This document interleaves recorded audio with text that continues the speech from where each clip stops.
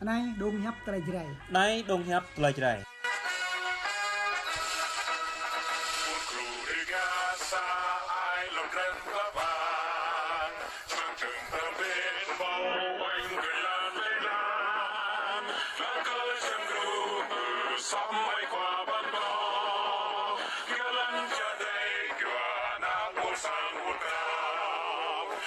Hello mọi người, chào mừng mọi người đến với kênh Học Bóng News của tôi. Ngày hôm nay thì tôi muốn nói lên sự việc của chính quyền Đảng Cộng sản Việt Nam đàn áp người thượng của tôi ở vùng Tây Nguyên hiện tại. Như các bạn cũng đã biết, hiện tại ở vùng Tây Nguyên của chúng ta như là tỉnh Đắk Lắk, Đắk Nông, Lâm Đồng, Kon Tum và Gia Lai. Mà tôi hiện tại bây giờ tôi muốn đề cập nhất là cái tỉnh Gia Lai của chúng ta. Vì sao tôi lại muốn đề cập cái điều đó? Như công an chính quyền Đảng Cộng sản Việt Nam hiện tại ở tỉnh Giám đốc Gia Lai ra lệnh truy nã tôi, ra lệnh thuê những người nào đó đánh tôi, muốn hãm hại tôi. Hiện tại bây giờ là tôi biết. Và bây giờ tôi muốn nói như thế này. Chính quyền Đảng Cộng sản làm tốt ở điều nào? Như người thượng của tôi hiện tại bây giờ đang bị các ông gọi mời liên tục vào Ủy ban Nhân dân xã. Không phải là riêng chữ C mà là tất cả các huyện. Và bây giờ tôi muốn nói với các ông như thế này. Người theo đạo bên Hội Thánh Tin Lành Đề Ga của chúng tôi là sai cái điểm nào? Và còn theo cái tin lành của chính quyền Đảng Cộng sản Việt Nam là đúng cái điểm nào? Tôi muốn hỏi cái điều đó. Và thứ hai, thứ ba nữa là tôi muốn hỏi tin lành phúc âm là gì? Và cái tin lành khác là gì? Nhưng đối với chúng tôi ở đây chúng tôi muốn thờ phượng Chúa. Đây là một cái quyển sách mà viết bằng tiếng Gia Rai của chúng tôi. Còn đây là quyển sách viết bằng tiếng Anh. Mà ở đây là chúng tôi muốn thờ phượng Chúa, chứ không phải là thờ phượng Đảng Cộng sản chính quyền của các ông. Nếu mà các ông nghe cái tôi nói ngày hôm nay là các ông phải xem xét lại quan điểm cái chính trị của Đảng, nhà nước ngay bây giờ. Tôi không là gì cả của các anh, và tôi là người dân, là người Gia Rai. Gọi chung là tôi là người bản địa. Tôi sinh ra lớn lên ở làng Rin, huyện Chư Sê, xã Hà Bông. Và bây giờ tôi đã hiểu cái vấn đề mà chính quyền Đảng Cộng sản Việt Nam hiện tại đang làm cái gì. Tôi sinh ra và lớn lên tại Lòng Hồ. Các anh có biết tại Lòng Hồ là chỗ nào không? Thuộc Ai Dun Hạ hiện tại Và tôi muốn chỉ ra cái quan điểm của chính quyền Đảng Cộng sản Việt Nam, nhà nước nói láo báo cáo hay. Vì sao tôi lại nói như vậy? Bây giờ thứ nhất, các anh giữ tôi ở Campuchia hồi trước là hơn 2 năm. Và thứ hai, bây giờ các anh thúc đẩy chính quyền Campuchia và chính quyền Thái Lan muốn họ làm khó dễ chúng tôi. Ngày hôm nay tôi sẽ phơi bày những cái chuyện đó tới các quý vị, không phải là riêng cái người dân Tây Nguyên của tôi nghe, mà là kể cả Đảng Cộng sản, kể cả Đảng Cộng hòa, kể cả Đảng Dân Chủ, và tất cả thế giới đều biết. Ngày hôm nay tôi muốn nhắc nhở, và ngày hôm nay tôi cũng muốn phơi bày những cái quan điểm của chính quyền Đảng Cộng sản nói láo báo cáo hay. Như hiện tại chính quyền Đảng Cộng sản Việt Nam ở tỉnh Gia Lai bây giờ nói dối, nói láo, chỉ có báo cáo hay. Các ông nói là chúng tôi có quyền tự do đi lại. Tôi xin kính thưa với các đồng chí là chúng tôi chưa có bao giờ mà quyền tự do đi lại cả. Nếu mà các ông mà nói như thế là các ông vi phạm nhân quyền rất là nghiêm trọng. Các ông cấm người dân của chúng tôi không được đi làng này làng khác. Các ông cấm người dân của tôi không được đi xã này hay xã khác, là cái đó là rất là đúng, rất là chính xác. Và bây giờ chưa có tự do về cái quyền đi lại. Còn cái điều thứ hai, các ông nói chúng tôi cho phép được tập trung đông người, cho phép được cộng đồng tập trung mọi thứ cầu nguyện Chúa. Bây giờ tôi thấy các ông đang cấm chúng tôi. Các ông cấm hoàn toàn, không cho chúng tôi tập trung đông người để cầu nguyện Chúa. Các ông không cho chúng tôi tập trung hay là vui chơi gì hết á. Nhất là ngày Noel. Thứ hai là về ngày cái Giáng sinh hay là ăn cưới ăn xin. Thứ ba là những ngày mà đi dỗ đám tang ma.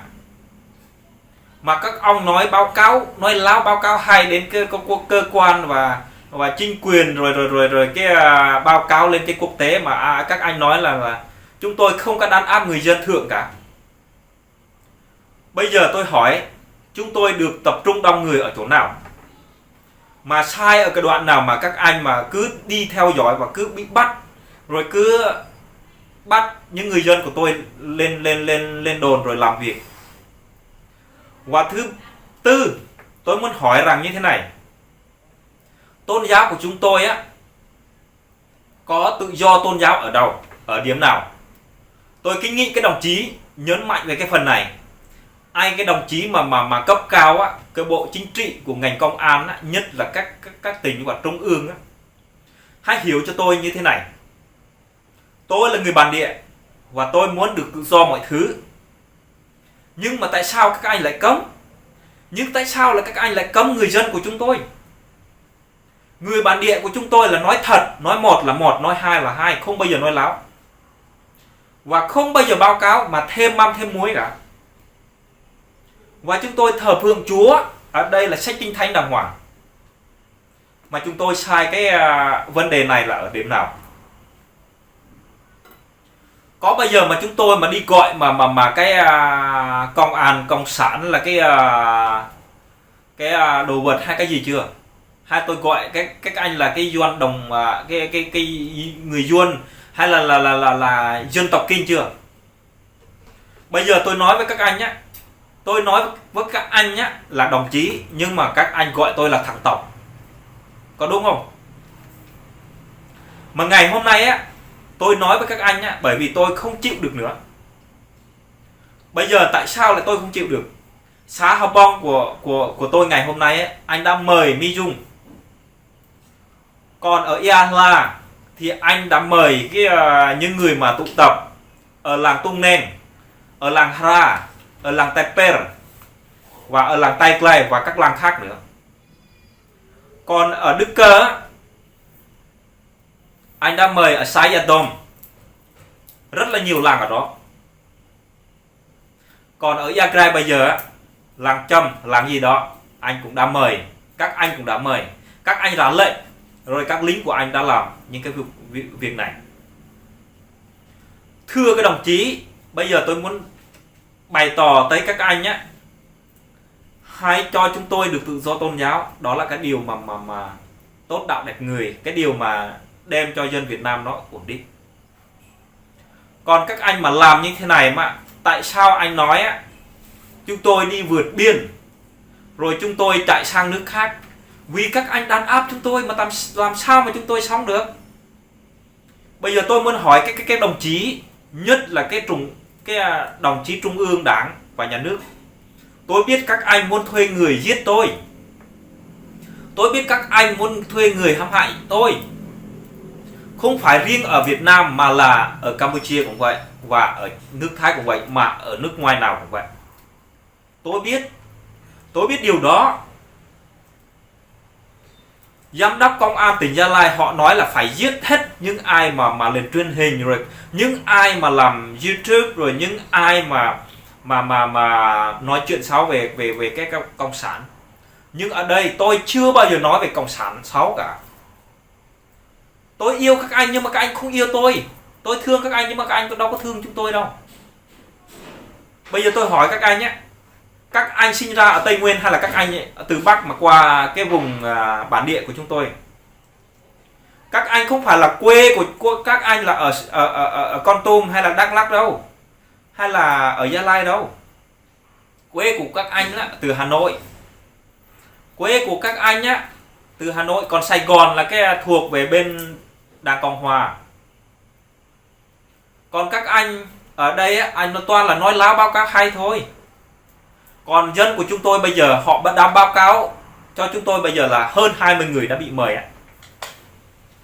Bây giờ tôi lên cái kênh của tôi là tôi muốn trình bày hết cái sự việc này cho các anh và cho người thượng của tôi nghe. Và không phải riêng người thượng của tôi mà tất cả đất nước để nghe cái kênh của tôi.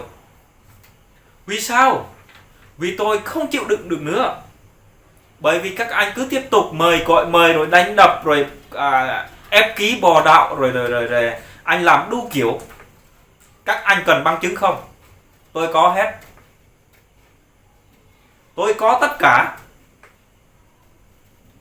Các anh ép ký rồi bỏ đạo rồi ép họ đi phục âm rồi đi đạo phục âm rồi đi đạo Tin Lành miền Nam Việt Nam do chính quyền đảng và cộng sản là kiểm soát là sao? Chúng tôi đâu phải theo Chúa là theo các anh đâu. Chúng tôi theo Chúa là hồi xưa là ông bà tổ tiên của chúng tôi là theo Chúa rồi. Chúng tôi cúng giang.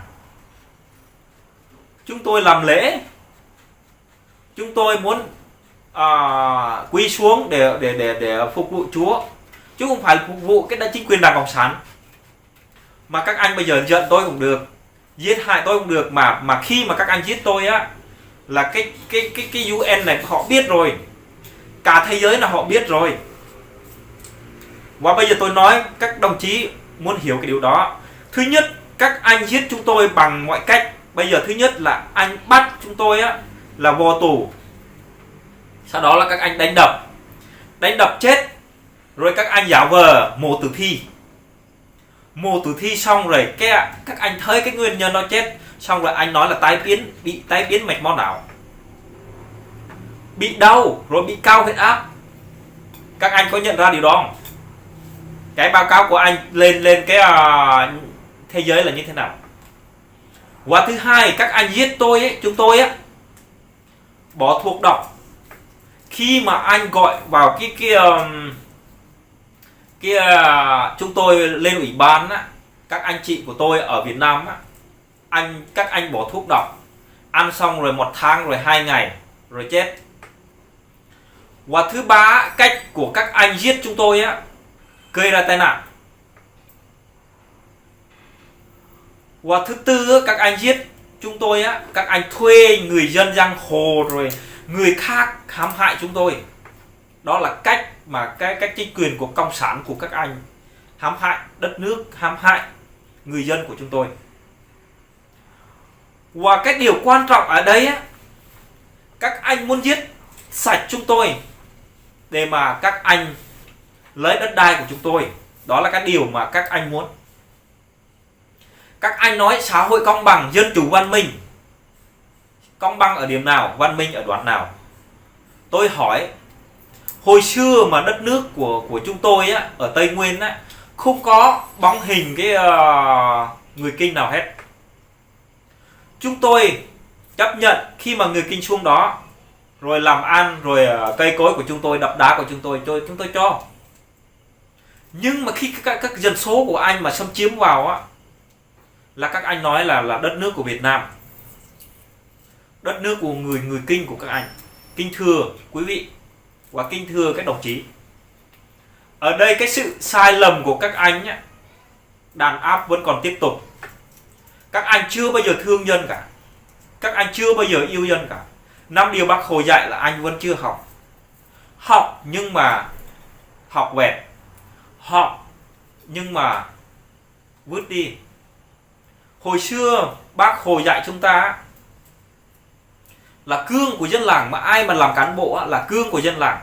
Nhưng mà khi mà đã làm cán bộ rồi, có tiền túi rồi, lại là sát hại dân làng, rồi là đánh đập dân làng. Nghĩa là sao?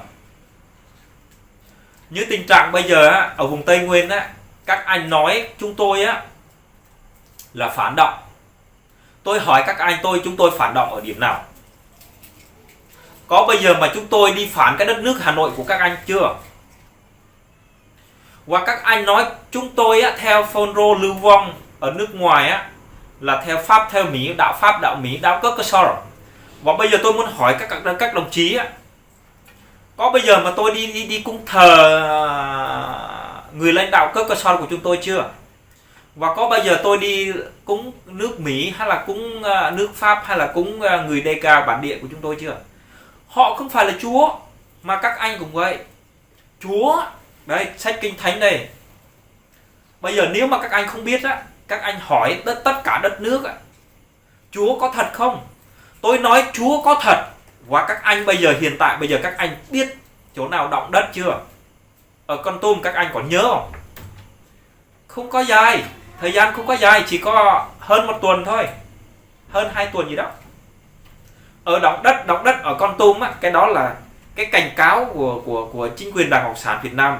Tin Chúa hay không, có một ngày Chúa sẽ xuống trần gian, rồi sau đó Chúa sẽ trừng phạt chính quyền Đảng Cộng sản. Và ngày hôm nay á, là tôi nói về cái điều đó. Nhưng các anh phải hiểu rằng, các anh nói chúng tôi phản động là cái gì? Có bây giờ chúng tôi đã đi giết các anh chưa? Có bây giờ chúng tôi đã đánh đập các anh chưa? Có bây giờ chúng tôi đã bắt các anh mà quy tội trước chúng tôi chưa? Chúng tôi chưa bao giờ làm hại một ai cả. Chúng tôi thấy người Kinh của các anh nhá, dân tộc Kinh của các anh nhá, chúng tôi chào mừng, rồi các anh lên nhà chúng tôi là các anh, nếu mà chúng tôi có cơm có nước thì các anh ăn thôi. Còn các anh mới không tôn trọng chúng tôi. Khi mà công an mà đi điều tra mà người theo Chúa của chúng tôi á, anh mang dép vào nhà, rồi anh làm những cái điều mà xấu của các anh mà lên nhà của chúng tôi. Các anh không tôn trọng cái luật nhân quyền. Các anh không tôn trọng của chúng tôi. Chúng tôi là bản địa của chúng tôi, là ở vùng Tây Nguyên của chúng tôi, là đất nước của chúng tôi. Chúng tôi đòi cái ly khai cai trị là tất nhiên rồi. Vua của chúng tôi, lãnh đạo của chúng tôi, điều đó là có thể. Và hồi xưa là có rồi. Và bây giờ các anh nghĩ là cái tỉnh Gia Lai rồi cái đất nước của các anh nhỏ, cái đó là cái sự tham lam của các anh thôi. Cái đó là sự đàn áp của các anh thôi. Chính quyền Đảng Cộng sản bây giờ đối xử với chúng tôi không bao giờ có công bằng một cái tí tẹo nào hết. Bây giờ như bây giờ các anh nói là khủng bố. Bây giờ chúng tôi có cái gì? Chúng tôi có vũ khí không? Chúng tôi đã làm gì sai với các anh đâu mà các anh đổ tội chúng tôi là khủng bố, chia rẽ khối đoàn kết. Và bây giờ chúng tôi, ngay cả dân tộc Kinh mà chúng tôi ở Việt Nam, chúng tôi chưa bao giờ gọi dân tộc Kinh cả. Chúng tôi gọi là anh em. Bởi vì các anh chỉ cho chúng tôi á, trong cái sách địa lý lớp 11 á, hay là cái bộ ngành chính trị của các anh á, mà tôi đã học qua sơ lược á, chúng tôi chưa bao giờ gọi các anh là người cái đồng chí mà dân tộc cả. Hôm nay là tôi gọi các anh là đồng chí, nhưng mà có lẽ là các anh gọi tôi là thằng tộc. Tôi hiểu cái điều đó. Và tôi nhớ mà hồi xưa mà tôi đi thực tập ở cái bộ ngành mà trong quân đội, mà các anh nói chửi tôi là thằng tộc. Thằng tộc. Họ còn nói là bán cả đất mà, đã bán cả nhà mà không mua một cái nồi cái máy này. Mà lúc đó là tôi có làm gì sai đâu. Và bây giờ, như hiện tại bây giờ, các anh đàn áp trong xã, trong huyện, rồi trong tỉnh, chưa bao giờ ngừng cả.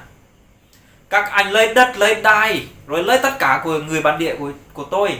Mà anh nói là đối xử công bằng, dân chủ, văn minh chỗ nào, công bằng chỗ nào, và tốt ở điểm nào. Và chúng tôi chưa bao giờ hại người Kinh cả, chúng tôi chưa bao giờ đánh đập người Kinh cả.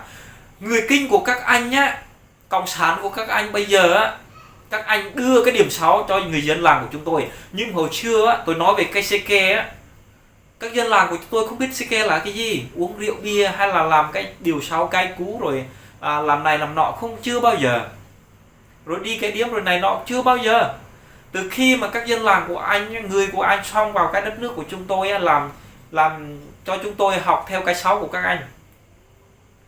Bây giờ thưa các đồng chí, các đồng chí tại sao không phòng chống cái buôn lậu, mà tại sao không phòng chống mà cái tội phạm những kẻ làm sai điều luật của các anh, mà tại sao là anh phòng chống là những người tôn giáo?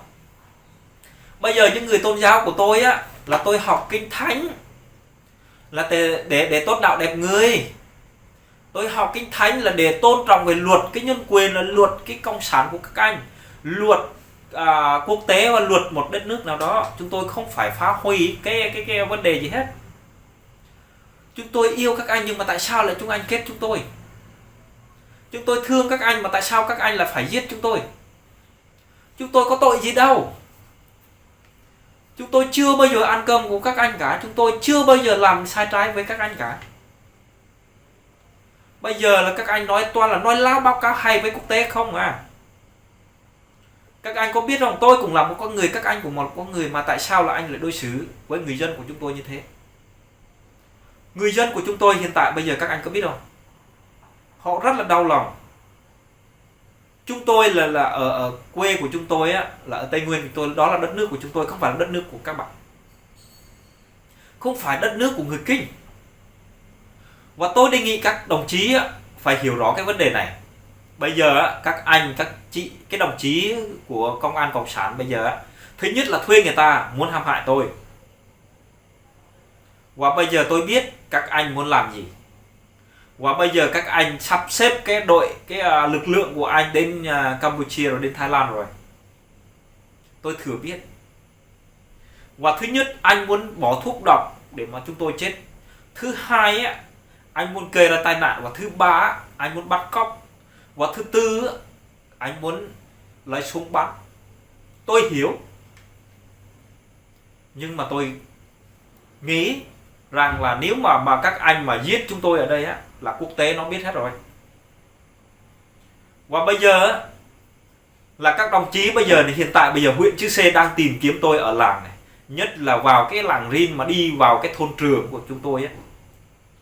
Rồi đi tìm của tôi hiện tại bây giờ tôi đang ở Ea Măng á, qua đó mà bắt. Rồi qua chỗ Lòng Hồ mà bắt tôi đang ở Lòng Hồ á, qua đó mà bắt tôi. Mà các anh bây giờ tôi nói xấu là xấu cực kỳ luôn. Vì sao tôi lại nói như thế? Người dân bản địa họ làm sai về cái điều nào đâu? Họ có bao giờ họ đi hại của các anh chưa? Đất nước chúng tôi mà, chúng tôi phải có quyền bảo vệ chứ. Đất đai của chúng tôi mà chúng tôi có quyền bảo vệ chứ. Bây giờ tôi nghĩ như thế này. Tôi lấy một ví dụ cho các anh hiểu. Có óc phải suy nghĩ, có tai phải lắng nghe, có miệng là phải có lựa lời mà nói trong vừa nhau, có mắt mà nhìn cái tay của tôi này. Nếu mà chúng tôi mà đi qua nhà anh nhá, lấy vườn của anh, phá cái nhà của anh nhá, không cho các anh thờ cúng bố mẹ của anh, các anh có chịu không? Các anh có chấp nhận không? Tôi muốn hỏi cái giám đốc công an tỉnh Gia Lai ấy. Tôi muốn hỏi cái thủ tướng chính phủ Việt Nam. Nếu mà điều đó mà các anh nghĩ là đúng, tôi sẵn sàng, tôi đưa cái dân bản địa của chúng tôi đi phá cái vườn của các anh, rồi phá cái nhà của các anh, rồi phá cái thờ cúng của các anh. Liệu các anh có chịu nổi không? Nếu mà chúng tôi có quyền điều đó, các anh có đồng ý không? Chúng tôi bây giờ có nhiều người mà học thức nó hơi kém. Nhưng mà từ cái điều đó mà bây giờ anh quan tâm chúng tôi là ở điểm nào? Mục đích của các anh quan tâm của chúng tôi á, chỉ đổi là cái gạo cơm rồi tiền trợ cấp, rồi chỉ mục đích là chỉ che mắt của chúng tôi thôi, chỉ muốn lấy đất của chúng tôi thôi. Như hiện tại bây giờ chứ bứ cái công ty gì đó, Việt Đức hay là Quang Đức gì đó, đó các anh nghĩ như thế nào? Nếu mà chúng tôi đi lấy đất của như các anh và chúng tôi ỉa vào cái đất nương rẫy của các anh thì các anh có đồng ý không? Tôi có bằng chứng. Cái gì mà tôi nói không có sai một phần nào hết. Nếu mà các anh cần giấy mời thì tôi sẵn sàng, tôi mở ra cái giấy mời. Nếu mà anh cần là khi nào mà dân nào mà đi vệ sinh mà đi ỉa lung tung thì tôi chỉ cho. Còn những ai mà nói mà chúng tôi không bao giờ đàn áp người dân cả, chúng tôi không bao giờ ép buộc mà người dân, người Gia Rai, người đồng bào mà ký bỏ đạo hay là làm cái gì đó, tôi sẽ chứng minh cho các anh. Còn nếu mà các anh nói là chúng tôi chưa bao giờ đánh đập một ai mà chết trong nhà tù cả, tôi sẽ chứng minh cho các anh. Mà các anh nói là tôi chưa bao giờ theo dõi mà đi đâu đi đó, là tôi sẽ chứng minh cho các anh. Những cái điều của các anh nói tôi biết hết rồi, tôi hiểu rất rõ. Tôi sống với bố mẹ của tôi lúc đó là tôi còn nhỏ, tôi còn hiểu cái luật cộng sản của các anh. Hồi xưa các anh biết không, chỗ mà Pai Giang mà làng Lơi ơi là đất của chúng tôi. Bố của tôi dẫn tôi đi đó, đi làm nương rẫy. mà các anh đem cái máy ủi xong rồi anh ủi hết lúa của chúng tôi rất còn nhớ, tôi nhớ rất là rõ. Các anh không biết, nếu mà các anh không biết là cái anh hỏi cái chủ tịch nấm hồi xưa, bây giờ chắc nghỉ hưu rồi, sống hay là chết tôi không biết. Các anh hỏi liệu các đồng chí mà đưa cái dân từ Bắc mà lấy cái đất đai từ cái Ayun Hạ tới Chereo, các anh hỏi cho tôi về điều đó. Và thứ hai á, ông hỏi ông Hồng ở Lô Bôi bây giờ này, ông lấy đất của chúng tôi mà hồi năm 2000. Lúc đó ông Heo là bây giờ là bố của Vuông á, hồi xưa bây giờ là chết rồi.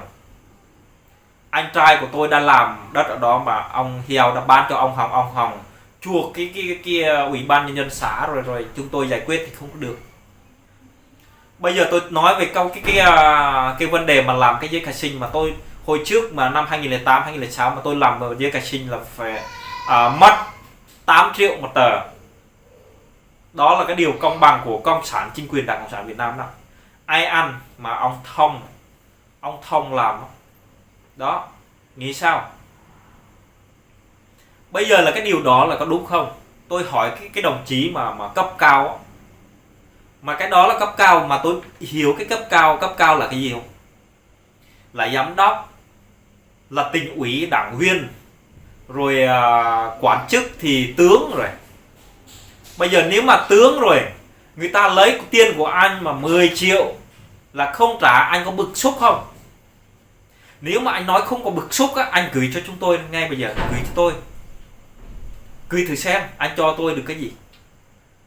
Và trong khi đó tôi hỏi á, nếu mà cái đồng chí mà không hiểu cái vấn đề đó là các đồng chí mà lấy đất, thu hồi đất của người bản địa của chúng tôi, bây giờ thì nếu mà chúng tôi thu hồi đất của các anh là các anh có chịu đó.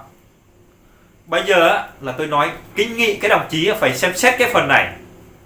Cái đồng chí nói là cái toàn cầu của chúng tôi á, tự do tôn giáo, tự do đi lại và tự do hội họp và tự do rồi ăn cưới rồi ăn xin rồi tự do mọi thứ, chưa bao giờ có đó.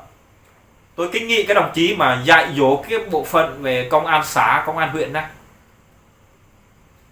đi tùm lum tùm la hay theo dõi cái gì. Chúng tôi đâu phải kẻ trộm kẻ cắp đâu, chúng tôi là một người dân bình thường, dân nghèo, dân lành. La lành thì đùm la rách, chúng tôi muốn như thế chứ không phải là la rách mà rách thêm nữa đó. Hôm nay tôi chỉ nói với cái đồng chí như vậy thôi. Cảm ơn mọi người và anh chị em ở bên nước ngoài hay là ở Việt Nam hay là ở chỗ nào đó đã dành thời gian và nghe. Và tôi cũng có cảm ơn An ninh Nhân dân đã luôn theo dõi. Nếu mà các anh cảm thấy vui, cảm thấy hạnh phúc khi mà nghe tôi nói thì các anh có thể chia sẻ video của chúng tôi cho tất cả mọi người để biết các anh là người tốt hay là người xấu. Cảm ơn. Và bây giờ nếu mà các anh xem thì hay thì nhớ là subscribe và like and share cho mọi người nha. Nhớ là comment vào để tôi biết. Rồi cảm ơn quý vị và các bạn đã quan tâm theo dõi nha. Rồi xin chào và hẹn gặp lại.